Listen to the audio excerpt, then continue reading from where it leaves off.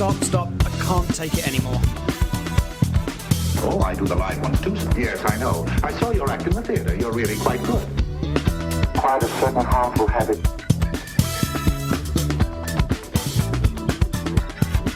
Stop it now, I mean it.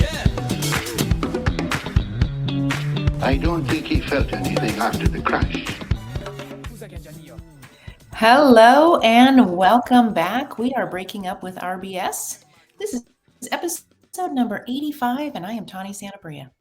And I am JDK Winnikin. We are back to debunk the junk, all those stories that we tell ourselves in our various emotional states that just make things unnecessarily harder. So, and we have more power over those things than we think we do. So that is why we are here for the 85th time. Is that what you said? I did. Wow, 85th time. So whether you are joining us out there, listeners, for the 85th time or the first time, welcome. And if you're listening live, good morning to you. If you are listening to this as a podcast, thank you so much for subscribing and leaving us a review. And remember, you can get this wherever you get your podcasts. You can also find video versions of each of these episodes on our YouTube channel at Breaking Up With RBS. You can also connect with us and get content in between episodes at our Facebook group page at Breaking Up With RBS. Tawny also has a 6-week self-mastery course that you can sign up for at unperfectyourself.com, where you can apply all these principles and practices in your own context. And every second Saturday of the month, Tawny and I do a free Zoom workshop where you can attend 9 a.m. Eastern or Pacific time, 9 a.m. Pacific time, and you can talk with us and we'll answer any questions you have, take you through a practice to kind of get grounded in yourself and breathing and all that. It's fabulous. Tawny, we've got a lot of stuff out there for people, don't we? We like to be doing a lot of things. Yes, we do. Such as our level of dedication. So, yes. Yeah. So I got to say, Tawny, I keep envisioning, since you mentioned it last week, your 2-year-old grandbaby dancing to our theme music on the way in. That's a really fun visual for me now. So thank you for sharing that. Yeah, it makes me kind of smile when he's just getting those shoulders in there and Right. loving the groove. So it's good. Yeah, absolutely. Absolutely. It's good that he's listening and enjoying that and getting a feel out of it, right? That's what we hope. Mm-hmm. So Mm-hmm. anyway, Yeah. all right. We're trying to condition him early. Yeah, there you go. There you go. Mm-hmm. Yeah. Sorry about that. Musical. No, it's okay. Music will help make for a happier life in that sense. So, all right. Mm-hmm. So we're coming off of a 10-week special series and we're back to normal, back to not a series. What do you feel like talking about today? Right. Right. Who knows what we're back to, right? But Right. you know what? One of the things that kept coming up for me this week is our themes around listening. Like, I think that it's funny. We all want to be heard so badly. We want to have somebody who hears us, right? This is something that we're all looking for, right? Mm-hmm. But for us to be heard, we need a listener. So practicing listening from a space that is deeper than just hearing is really important. It's a gift that we can give to other people, but then they can also give that to us because feeling heard is so important to most of us. So I'd like to talk a little bit about that. Okay.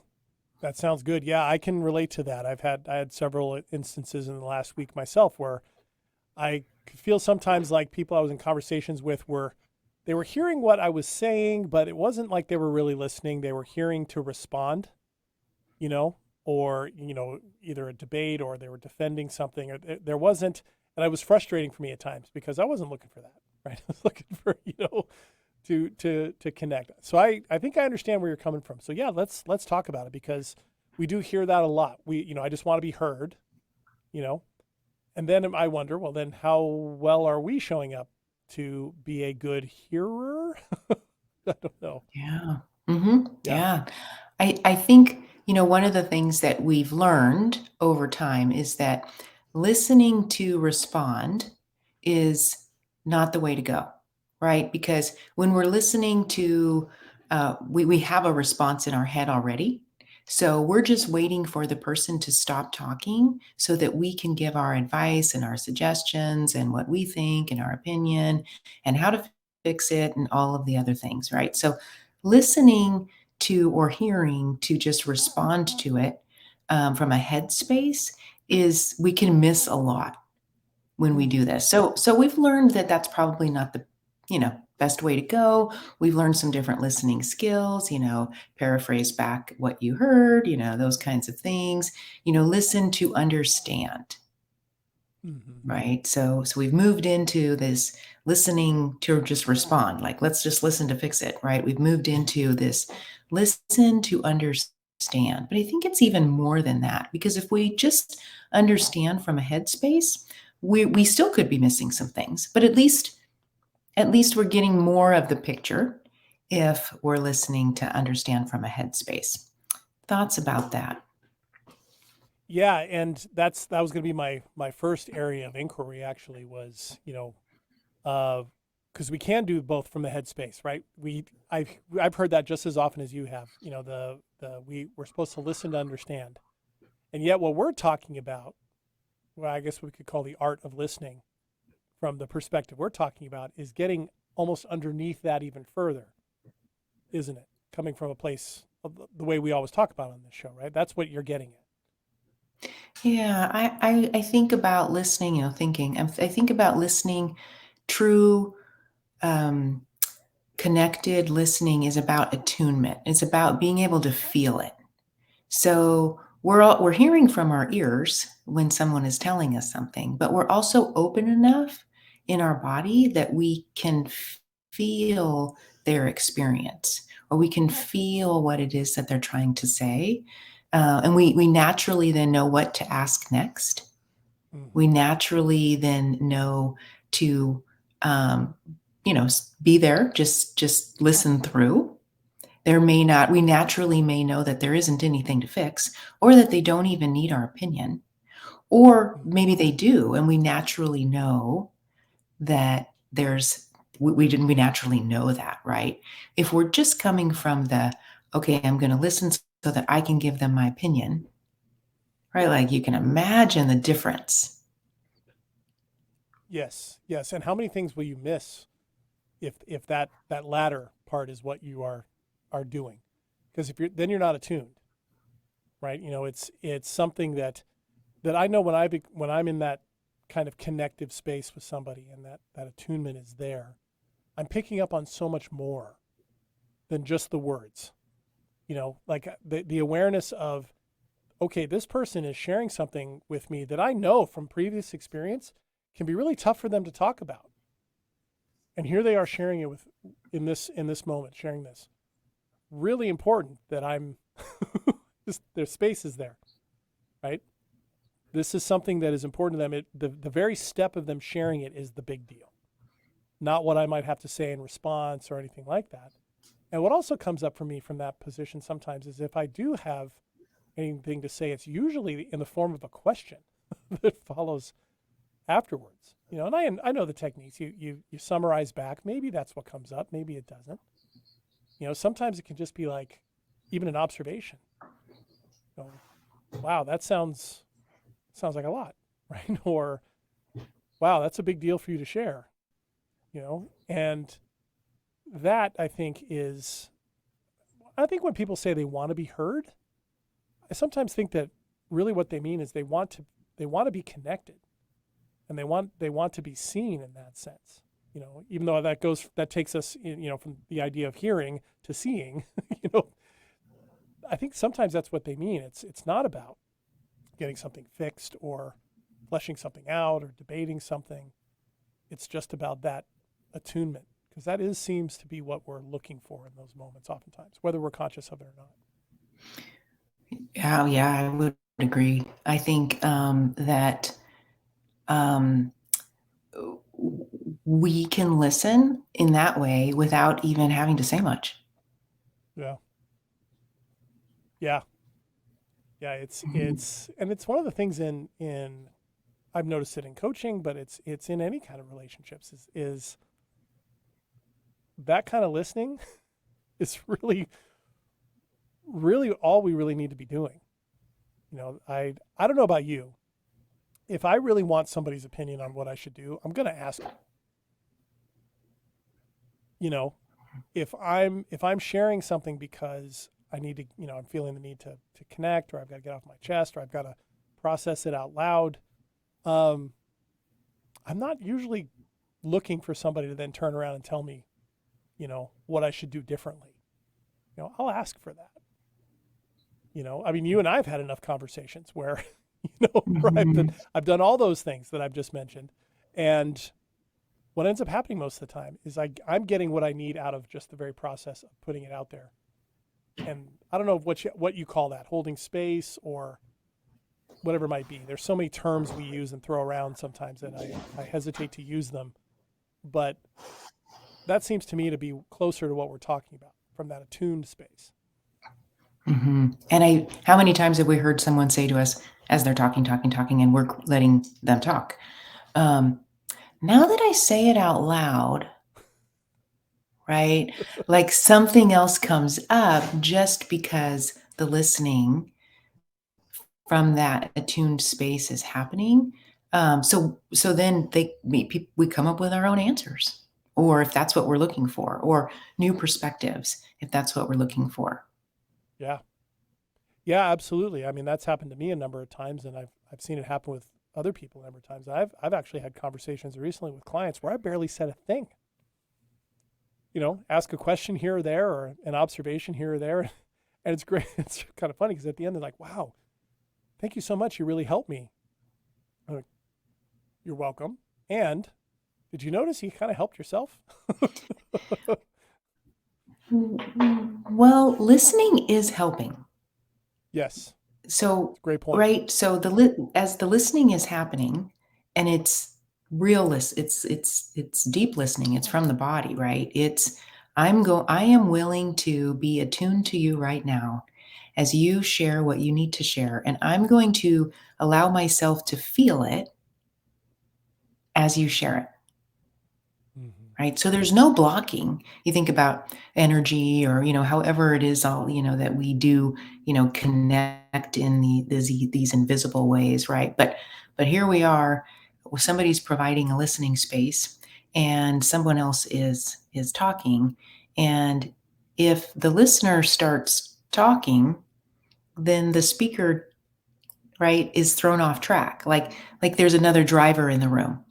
Potentially, right? Especially if we're going to fix it or look to give another opinion or whatever. It's like we're thrown off course as the speaker who is wanting to be heard. And then it throws us off track. But if the listener stays listening from an open space of like, I'm willing to feel what you're sharing, then it naturally ends up that the person sharing feels heard, even though there's not a whole lot of words coming back at them. So it's not like they did it themselves, right? Because we need each other. We all want to be heard. If we all want to be heard, we need a listener. Where are all the listeners? We need more listeners. Yeah, I like that. Yeah, that's a great way to look at it. I appreciate that because it can be something that we forget, that listening is helping. That listening is something that you do, right? We tend to think that that's the waiting part, and then we need to give some words or some action or some advice or things like that. That might be one of the key shift points, in how we understand listening, that it is a active part of the process of that connection, engagement, or maybe the help that comes out of it, whatever might come out of it. Mm-hmm. Yeah, absolutely. I mean, it's very important. And if we're listening, we're open as we're listening and we're willing to feel it, that's not easy. Mm-hmm. It's not that we're doing nothing, because we're taking in and then reprocessing to some degree, or not, which can be problematic too. Like that's another story. Yeah. Right. But just that act of doing that creates a healing space. Yeah. And if we could do that in families, or we could do that in our familiar spaces with our familiar relationships, if we could do that for each other, you know, typically we're like, oh, go get some counseling, go get some therapy, go talk to somebody who will listen. I can't do it. I live with you and have committed my life to you, but it's not me, right? That always just like is just like, what? But that's another show. That's another, yeah. It's a whole well, nother we can show. go there. We can go there if you want to. There's so many questions that have popped up. Is this a recent set of conversations that have come up? Anyway, the larger point though, I think is you're absolutely right. That is something that the listener, if you are going to engage and feel that and connect with that and be attuned with that, think of the types of conversations that, others want to be heard around. Usually it's around some stuff that's significant, without putting an emotion on it. It's just significant things. And if it's within the context of a relationship, sitting and feeling that and noticing the defenses that might pop up or the counter arguments that can happen to me, all those things, and still being willing to feel that space. I guess some would call that an empathy space, I guess, trying to, experience that. I don't know if that's true or not. But that is a significant contribution in that connective space, the listening. It's kind of funny when you think about it, like, okay, so going back to we all want to be heard. We all want to be heard. We all want to be heard. Okay, so what's our part in that? Whenever we want something out of our lives, typically there's something that we've got to, think about or sort of like process around, okay, so I want this thing. What is it going to take for me to participate in this thing? I mean, typically there's some kind of something that I want to learn this thing. So if I want to learn the thing, I'm going to have to show up in a way that allows me to learn the thing. Right? Okay, so I want to be heard. Okay. So then I might need to also learn what it takes to be heard.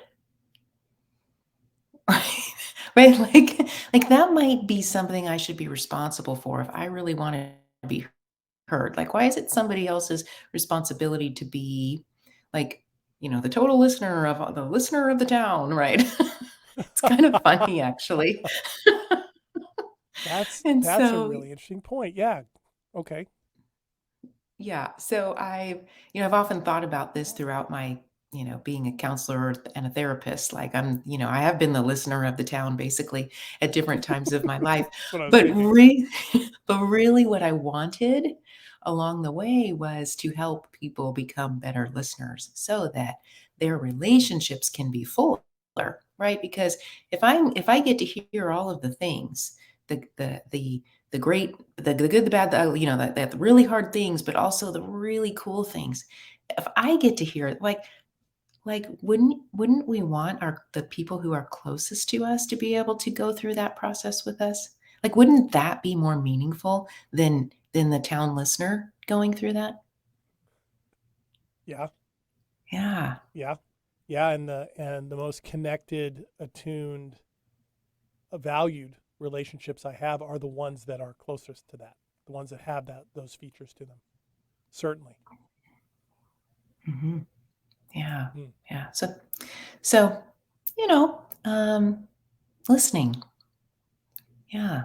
Listening, then extending it to, listening to yourself, because as you're speaking and you have a listener and you're sorting things out, you're also at that point in time listening to yourself too. Mm-hmm. And what does that create for us if we can both listen to the other and also listen better and more deeply to ourselves? Yeah. I was thinking about that as well. And what are the things that can kind of get in the way of those? And we talk about the BS stories that come up with them. And what keeps coming up for me is, again, you and I've talked so many times about being able to be in one of two modes in any given situation. You're either in a connective mode or a protective mode. And it's going to happen, and it happens to me. You're in a conversation, you're attuned, something gets said, something comes up, and all of a sudden the protective mode can just pop up, or you can feel it coming. In my sense, I feel it almost behind me like a wave sometimes, but really the listening to oneself in, alongside listening to what somebody else is bringing you is that it has to be in that space of attunement, because as soon as that protective mode comes up, then the thinking space can take over, the defensive. At least that's what it can happen to me. And I've gotten better at noticing it before it happens, and sometimes catching it quicker when it does catch up with me. But that does take practice. This is, I guess, what I'm getting at, right? Mm-hmm. Like we've talked about, just about anything takes practice. Anything that we want to get better at takes practice. Mm-hmm. Yeah, absolutely. So, Yeah. if So we don't, no, go ahead. So we don't want to be afraid of the practice. Whenever sometimes like, ooh, but that's going to be really hard. Okay. Probably what you're already doing is hard too. Right? So we do this all the time, like, oh, that's going to take a lot of practice. Yeah, it will. What else you got going on? Yeah, right. I thought the whole idea here was you didn't like this other part is hard. So not only do you want not for that to be hard, but you want an easy answer or an easy process to replace it. What makes you think that's how it works? Yeah. Mm-hmm. Mm-hmm.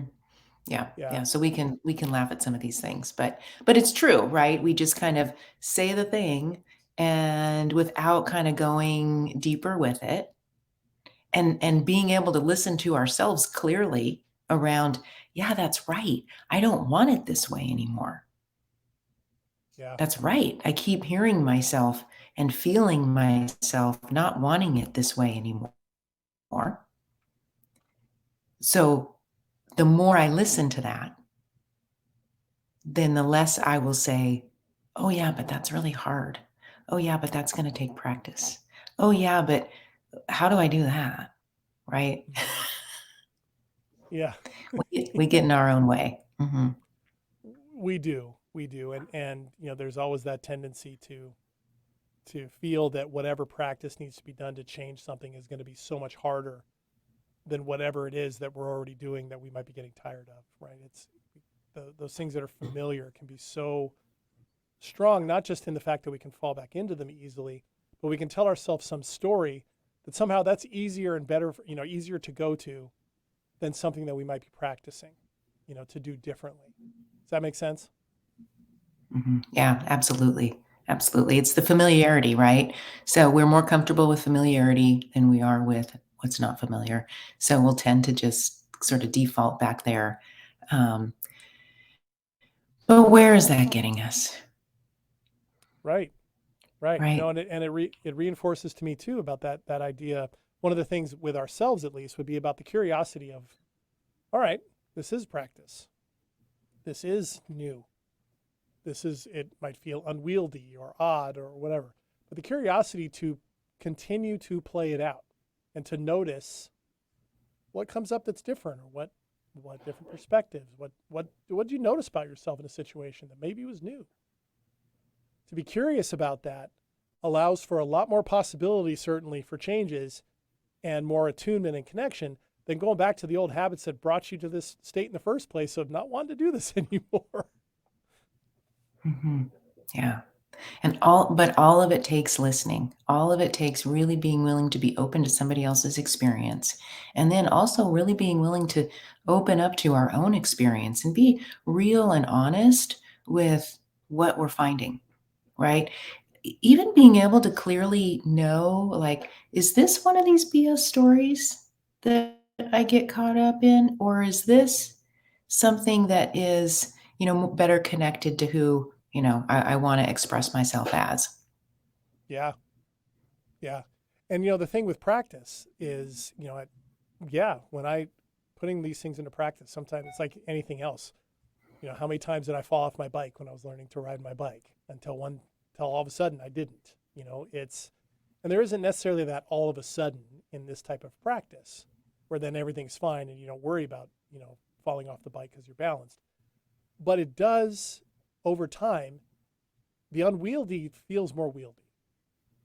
And particularly if you're coming from an attuned space with somebody who you experience getting through that and growing through that and staying connected through that and maybe being honest about where you're at with those things. And then all of a sudden people are getting what they want, right?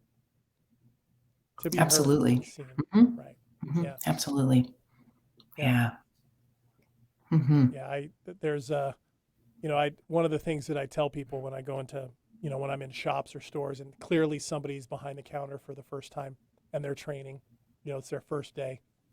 I'll say to them, it's probably not going to be any harder than it is right now, right? You might have busier days. You might have more, frustrating days ahead. But in terms of figuring out what's going on, or how to do this is the hardest day. And a lot of times they go, oh, they hadn't thought about that. It kind of reminds me what you were just talking about. Like when we first start practicing these things, what I can say is you keep practicing it and it doesn't always feel like you're doing something new for the first time. It gets better. It improves. Yeah, absolutely.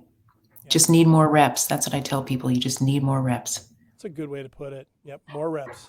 More reps. Sounds good. All right. Well, that was good. The art of listening. Thanks, Tawny. That was good stuff. So, absolutely. Thank you. Yeah, certainly. There's more that we could go into there. We might need to, but we'll see. We'll see. You'll have to show up, everybody, next week to find out if we have more to say about that or if we have more to talk about on something else, because there's always more to talk about when it comes to debunking the junk and those BS stories here on Breaking Up with Our BS. We will see you next week for another episode. And until then, I am JDK Winnikin. And I am Tawny Santabria. And we will see you soon.